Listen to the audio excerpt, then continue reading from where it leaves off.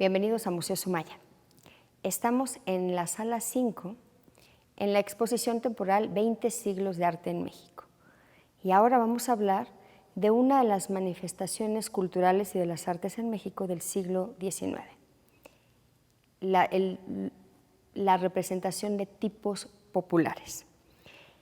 Digamos que en el siglo XIX, con el romanticismo también empieza a existir la novela de costumbres y el elogio y la curiosidad también por las costumbres mexicanas.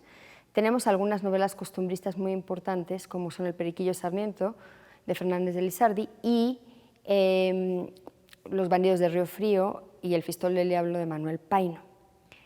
Esto es en el ambiente de la literatura, pero estos autores empiezan a dar cuenta y a retratar a los diferentes tipos populares, a los oficios nacientes. Y en el aspecto plástico tenemos la obra de estos artistas. Vamos a acercarnos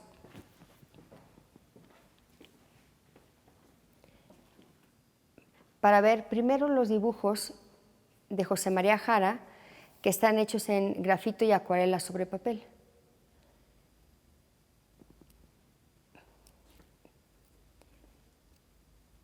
Que son diferentes personajes indígenas.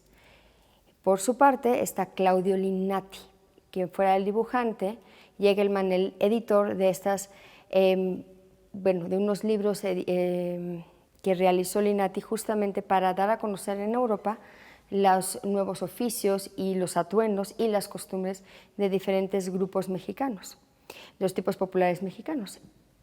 Entonces, estos libros fueron editados por Engelman.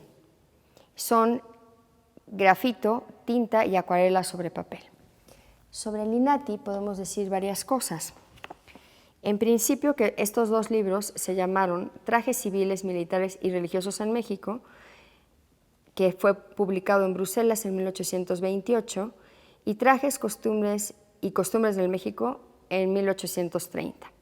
Ambas publicaciones, además de 34 acuarelas originales, forman parte de la colección de Museo Sumaya. En ellas encontramos una tendencia narrativa que también está patente en las estampas románticas de la época, y es decir, que están escritos con el tono ilustrado de crítica social, histórica y moral. Las litografías de Linnati están referidas en los siguientes temas. Hay de clases trabajadoras, los nuevos oficios, el retrato de los nuevos oficios, las clases altas, los religiosos, militares, diferentes tipos indígenas y algunos personajes históricos. La prensa europea, por ejemplo, la Gazette de Pays-Bas, en su artículo del 13 de marzo de 1828, decía sobre la obra de Linnati, que la viveza del colorido y la precisión del diseño, las explicaciones que acompañaban cada lámina, revelan un profundo conocimiento del ambiente y de las costumbres, de los trajes, de los hábitos, de las supersticiones de aquel país hasta ahora ignorado.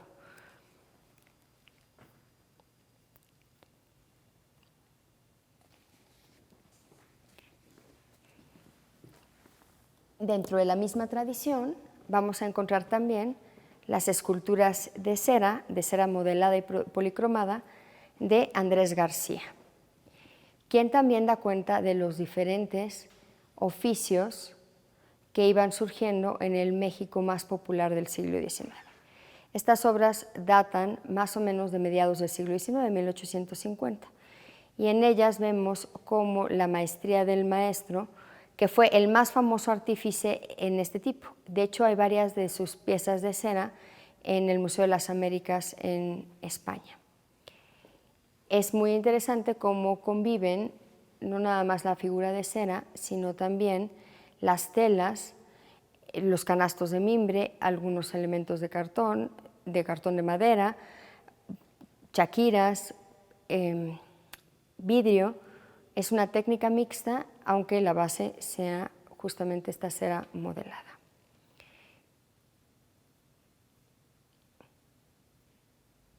Estas piezas fueron muy populares en Europa y se exportaban para dar cuenta de lo que ellos consideraban como un México exótico. A partir de la visita a México de Alexander von Humboldt entre 1803 y 1804, el interés por México en Europa se despertó y fue muy acucioso.